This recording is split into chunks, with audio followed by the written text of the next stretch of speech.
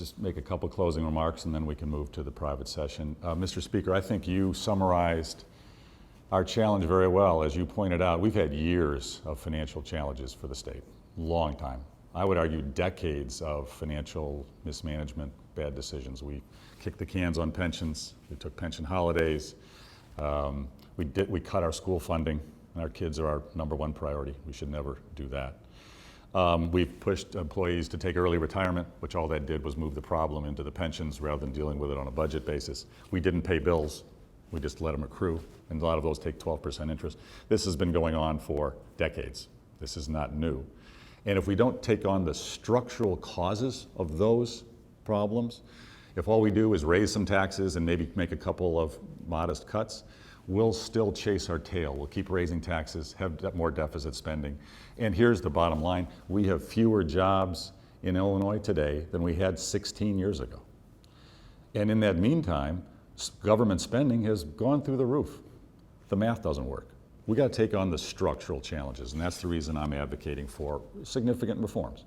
And I'm willing to raise some revenue with you as part of the negotiation. I'm willing to do some things to help the city of Chicago, because Chicago is suffering from exactly the same problems, maybe worse than the state is. Chicago is part of the state. We should try to help. We have mutual benefit by helping each other. And compromise will be the key. Mr. Speaker, I respectfully disagree that any of our ideas are extreme. Every idea we're proposing has been done by other states to quite successful result, has been done by the federal government in their management process. We've just got to deal with this. It's not extreme. When we say these are non-budget issues that I'm proposing, I respectfully disagree. They all tie to the budget, because if we're not growing our economy, we have too much debt. We have to grow our way out of our debt, and we're not growing. And our reforms get to growth and restoring confidence in the government by the business community, so they'll come here and invest and hire our working families so their wages can go up and we'll have more prosperity. So not extreme. They are very directly tied to the budget. And even if some would argue some of the government reforms I'm advocating aren't budgetary or even indirectly budgetary, I would respectfully remind us all that we passed over 500 bills this year, 500 bills, and less than 100 of them had direct or indirect ties to our budget. So it's not like we haven't been willing to pass a lot of bills that are not budget. And every one of the reforms we're advocating are critical to our long-term prosperity. I'd like to, in closing, summarize 3 of the most important reforms I'd like to advocate as part of our ongoing negotiations. One is redistricting reform, the second is term limits, and the third is true property tax relief. Let's just briefly on those 3. I think they're critical. And the good news is they're bipartisan, huge support for all 3. First, on redistricting reform, we have a system that's gerrymandered districts that support incumbents. Incumbents are protected. They don't have to represent their district necessarily particularly well. The district gets customized. Our politicians pick the voters don't pick our politicians. We have bipartisan support. Bill Daley, leading Democrat in Chicago, and many other Democrats support redistricting reform, strong bipartisan support. It's good government reform. It can restore confidence of the business community, employers, as well as working families, that government's working for them. We can have competitive general elections. I think we should get redistricting reform to restore confidence in our state government. Term limits, very similar.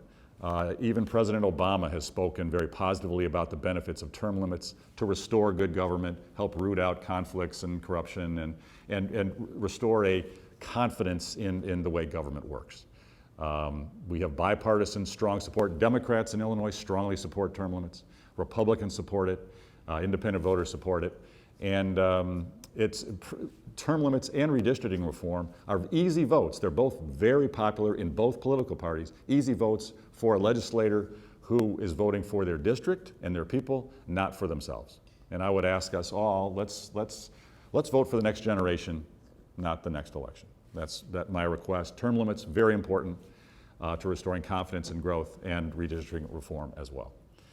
Then let's get to what I believe is the biggest economic burden that we have today, and that's our property taxes.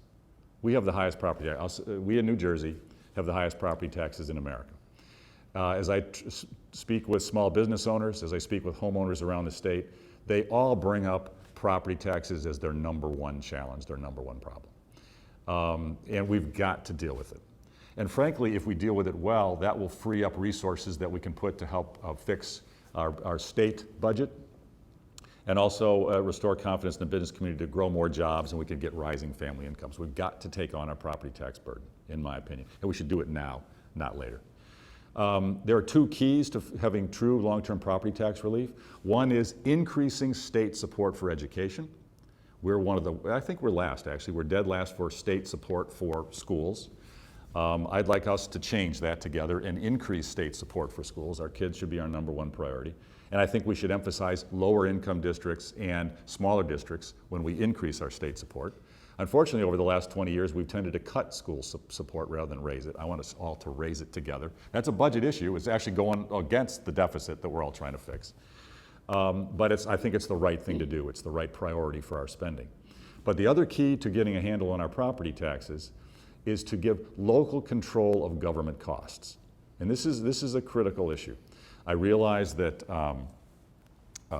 there are some speaker who may agree with you. They don't mind having higher property taxes to pay their construction workers more money when they build a school or build a taxpayer-funded building. Many people in Illinois agree with you. Let's pay higher property taxes to pay a higher required wage on a construction project. Fine, but many don't. And all I'm asking is, the folks who agree with you, let them keep doing it. Have them have higher property taxes and pay more to build their schools and their city halls. Fine. But the communities that already have too high property taxes are struggling. They can't keep up. The families in that community can't afford their property taxes, and they want to have some modification on prevailing wage. They should be entitled to do that. The community belongs to them. 41 states restrict prevailing wage. So it's not extreme.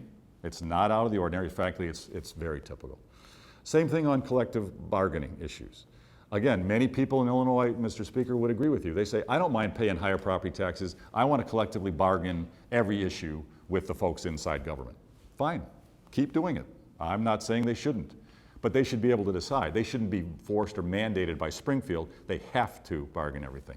There are many people in Illinois who would agree with me. They say, Governor, I'd like to get control of our local property taxes. I'd like to, if I have to, take a certain thing out of collective bargaining and just decide it unilaterally as our city government or as our school district. I believe they should be entitled to make that decision. You shouldn't decide, I shouldn't decide for them, they should decide. If they agree with you, they'll bargain everything and have the property taxes go higher. If they agree with me, sometimes they'll take some things out and they'll be able to reduce their property taxes over time. We have already done that. I believe, Mr. Speaker, you've done that for the city of Chicago, voted to take certain things out of collective bargaining on behalf of the city of Chicago, and also allowed independent outside contracting of certain government services that used to be done by inside government providers. We've done that for Chicago. All I'm saying is take the mandate off, let each community handle that issue for themselves. It'll allow us to do a true property tax freeze for a couple years. I believe the President's caucus passed a property tax freeze for 2 years as part of a bill. And I believe, Mr. Speaker, your caucus has passed, as part of an amendment to a bill, a 2-year property tax freeze in an amendment form. And that's great. I thank you for supporting a property tax freeze, but it only has value, it only has validity if there's local control of costs. Because if we only do a freeze for 2 years and nothing else, the property taxes will pop through the roof in year 3, 4, 5. It's not a real reform. It doesn't really help the families that need property tax relief, and it doesn't help the small business owners that need the competitive relief so they can grow jobs in this state. So I would ask us, as part of our discussions, let's restore good government and government confidence with redistricting reform and term limits. It's bipartisan, strong support for the voters of Illinois, and let's give local control to the people of the state. Those residents in Illinois who agree with you, Mr. Speaker, they can keep doing what we're doing on bargaining, bidding, and contracting. If they agree with me, they can choose a different route and get some handle on their costs, but let's have folks free to choose. It's bipartisan, I think, good government, and it's a way we can get property tax relief that will help us then fix our growth, create more jobs, and help deal with the deficits we're dealing with at the state level. With that, I'd like to thank everybody for speaking in front of the cameras. I know it's not always easy or a standard part of the process. But now I think we'll end the public portion of this discussion. We'll ask the cameras to leave, and then we'll continue our dialogue in private. Thank you.